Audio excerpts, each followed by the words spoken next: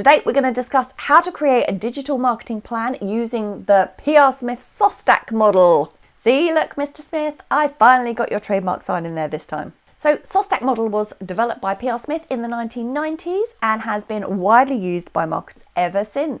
For a deeper understanding of the model, I really recommend reading PR Smith's book, SOSTAC, Guide to Your Perfect Digital Marketing Plan. I've got the 2019 version, but still totally valid. Link is in the description. This book provides a comprehensive guide to creating a digital marketing plan using the SOSTAC model. Check out his website for the latest connections. I will leave that link down there as well in the description. Now, to make things easier, we are going to use a digital marketing company as an example to show you how the SOSTAC model is best used. First up, let's start with the situation analysis.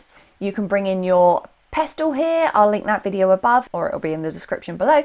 But otherwise, this step involves researching and analysing the company's current situation. Where are you now, including its market, competition, customers, and strengths and weaknesses. In our example, let's assume our digital marketing specialises in social media marketing services. In terms of the market, we need to analyse the current state of the social media marketing industry and identify any trends or changes that could affect our company's success. For example, we might research statistics on social media usage, such as which platforms are most popular amongst our target audience. As a digital marketing company, you thoroughly understand each platform. Where are your actual potential clients?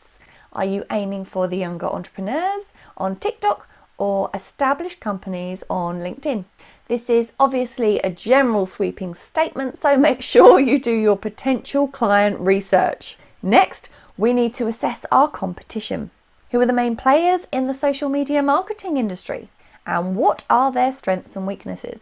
This will help us identify areas where we can differentiate ourselves and create a competitive advantage. We also need to understand our target customers, who they are, what they want, how they use social media. This information will help us create targeted marketing campaigns that resonate with our audience. Finally, we need to evaluate our own strengths and weaknesses. What do we do well? And what areas do we need to improve? This will help us identify opportunities for growth and determine areas that we need to focus our efforts. One academic source that can provide more information on conducting situation analysis is the book Digital Marketing Strategy by Simon Kingsnorth.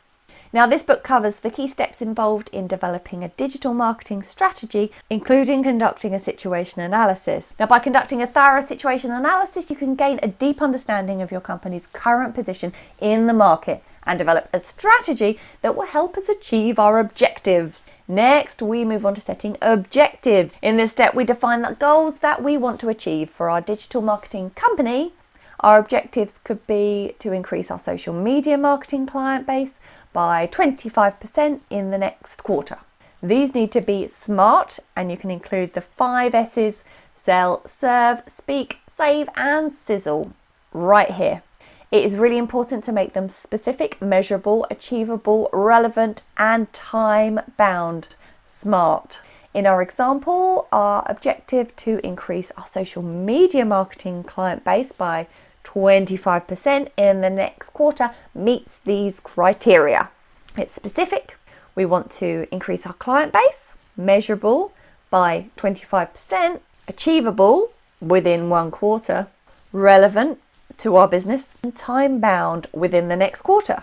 By setting clear objectives, we can focus our efforts on achieving a specific goal, which will help us measure the success of our digital marketing plan. It's also important to make sure that our objectives are aligned with our overall business goals and that they're realistic and achievable. An academic source that can provide more information on setting objectives is the book Digital Marketing Excellence by Dave Chaffee and PR Smith. I have reviewed this book already in a video somewhere as well, so I'm going to leave that link in the description below. By setting clear and achievable objectives, we can create a roadmap for achieving our digital marketing goals and measure our progress along the way. So we're on to strategy. How are you going to fulfill those objectives? With the objectives in mind, we can now move on to strategy. This step involves defining the approach that we are going to take to achieve our objectives. In our example, we could decide to focus on targeted social media ads and influencer partnerships to attract new clients. To develop a successful digital marketing strategy, we need to consider factors such as our target audience, the competitive landscape, and the resources that we have available. In our example, we know that our target audience is business that want to improve their social media presence. So we also know that our competition is other social media marketing companies. Based on this information, we could develop a strategy that focuses on creating targeted social media ads, influencer partnerships. By using targeted ads, we could reach potential clients who are interested in social media marketing services. We could also use marketing partnerships to increase our visibility and credibility in the industry. It's really important to note that our strategy should be flexible and adaptable. We may need to make adjustments based on feedback from clients or changes in the market. By continuously evaluating our strategy and making adjustments as needed, we can ensure that we are always moving towards our objective. By developing a clear and effective strategy, we can maximize our chances of achieving our objectives and growing our business. So once we have our strategy in place, we can move on to tactics. So this step involves defining the specific actions that we will take to execute our strategy. To develop effective tactics, we really need to consider factors such as the digital marketing channels that we are going to be using, the content that we're going to create, and the budget that we have available, that all-important budget. In our example, we've decided to focus on Facebook and Instagram for our targeted ads, and also to collaborate with social media influencers to promote our services. So for our targeted ads, we could create ad campaigns that target businesses in our target market with specific interests related to social media marketing. We could also create ads that highlight our unique value proposition, such as our expertise in social media strategy and analytics. Collaborate with social media influencers, so we could identify influencers in our industry who have a strong following and credibility in the market. We can then create partnerships with these influencers to promote our services to their audiences through sponsored posts, shout outs, or other types of collaboration. It is really important to note that our tactics should be aligned with our strategy and objectives, and that we should continuously evaluate their effectiveness. By measuring the success of our tactics, we can make adjustments as needed to ensure that we are achieving our objectives. An academic source that can provide more information on developing effective marketing tactics is the book The New Rules of Marketing and PR by David Merman Scott. By developing and executing effective tactics, we can bring our digital marketing strategy to life and reach our target audience in a meaningful way. Oh, it's time to put our plan into action. Yep, the planning stage is over. I do love the planning stage. This step involves executing the tactics that we have defined in the previous step. In our example, we would set up our social media ads and reach out to influencers to start our collaboration. To execute our tactics effectively, we need to consider factors such as the timeline for implementation, the resources that we need to allocate, and the metrics that we're going to use to measure success.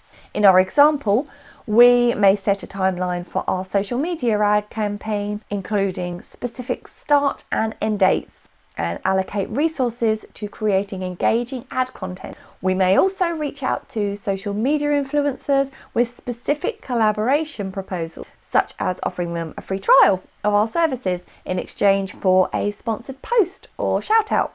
It's really important to keep track of all our outreach and follow up as needed to ensure that we are executing our plan effectively. Finally, we have control. I do love it when a plan comes together, and sometimes it doesn't. So keep check. This step involves monitoring and evaluating the effectiveness of our plan and making adjustments as needed. For our digital marketing company, we would track the success of our social media ads, measure the engagement and reach of our influencer partnerships, and make adjustments to our tactics as needed. So get really stuck into the analytics for this one.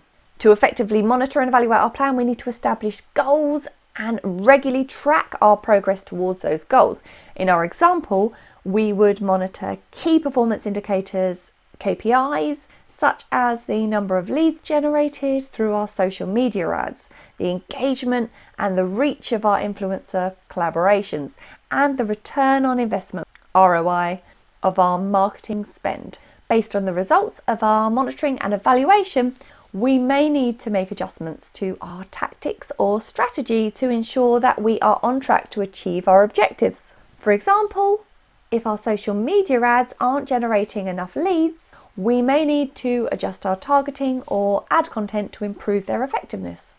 An academic source that can provide more information on monitoring and evaluating a digital marketing plan is the book Digital Marketing Analytics by Chuck Heeman and Ken Burberry. By regularly monitoring and evaluating our plan, we can ensure that we are on track to achieve our objectives and make adjustments as needed to improve our results. This allows us to continuously improve our digital marketing efforts and stay ahead of the competition. Of course, depending on the results you're getting, you'll need to reevaluate the situation analysis and objectives before you come back to analysis in the control section, and the situation analysis, objectives, control, situation, objectives, control, until you get really dizzy with all the success of your master plan. If you're using this for academic purposes, then you will want to check out my top books for getting that distinction. And if you're doing this to make millions from your cunning and smart business planning, then you will need a template to make life much easier. And I will throw a link in the description to get you going too.